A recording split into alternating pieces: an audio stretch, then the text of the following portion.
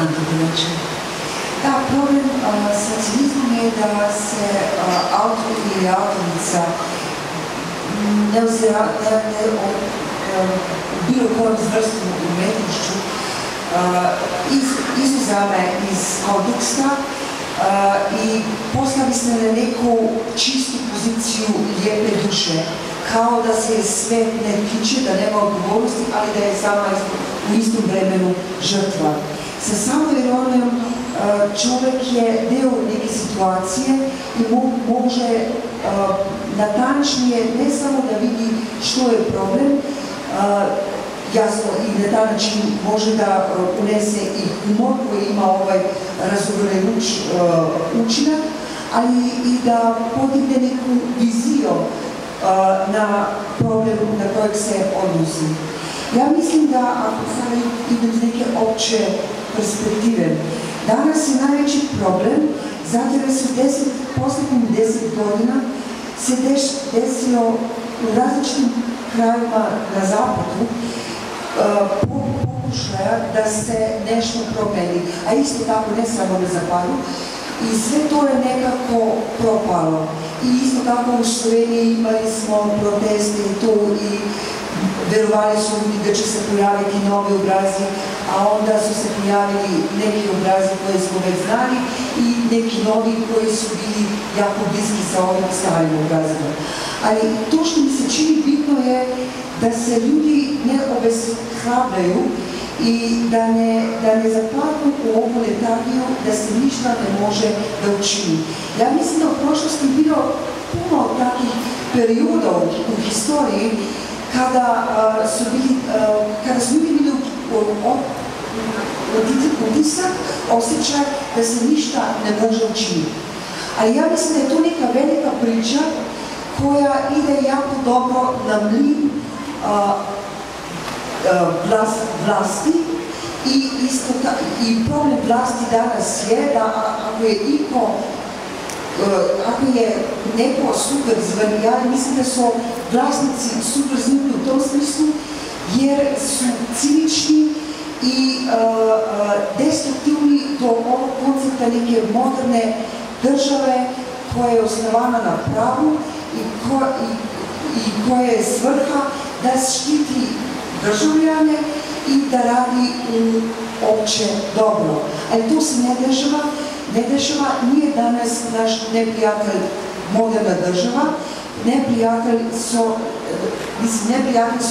oni koji su na vlasti i ne rade i ne potpiru državu na taj način da bi bila to što bi morala da bude, jer su države, mislim, u rukama korporacija.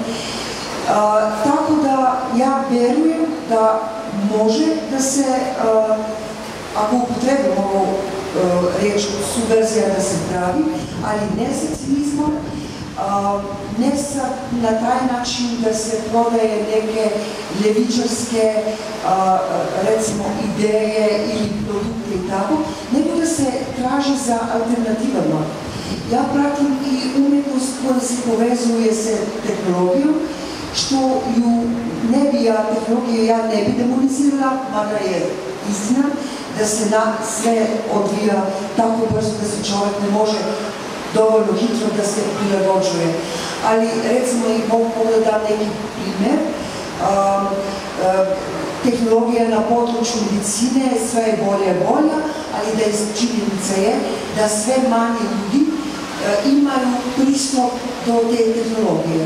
I umjetniki mogu da se pitaju zašto je to tako, zašto recimo neka medicinska naprava stane par milijuna dolara i šta se u ovu napravu, mislim, cijelu da se uključuje, zato jer sam prije 2 sedmice sam pričala s nekim umjetnikom koji se s time bavi i on je kazao da je 60% te cijene, recimo medicinskih naprava, da je to marketing. Samo 30% je za te patente koji su jako dragi, a 10% za razvoj. A što može da umjetnik u povezavi sa znanošću da obrani, da li postoje mogućnost za alternative. Da li može li recimo nekreacijsko pravo da se uradi na taj način da je apsolutno pristupna i da se ne upotrebljava samo u medicinskim i institucionalnim kontekstima, nego u nekih sivih zonama. Recimo, to su mogući danas odgovori koje može da ponudi umjetnost, koja je recimo hibridna umjetnost.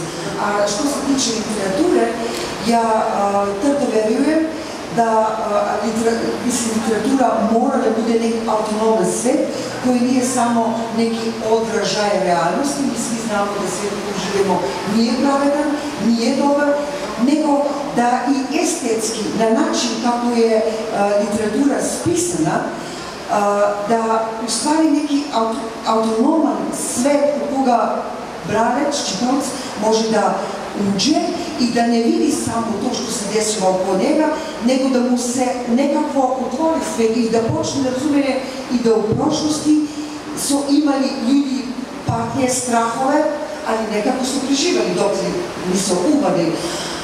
Ali čovječanstvo živjelo napred. Mislim da ima neki vizionarski potencijal.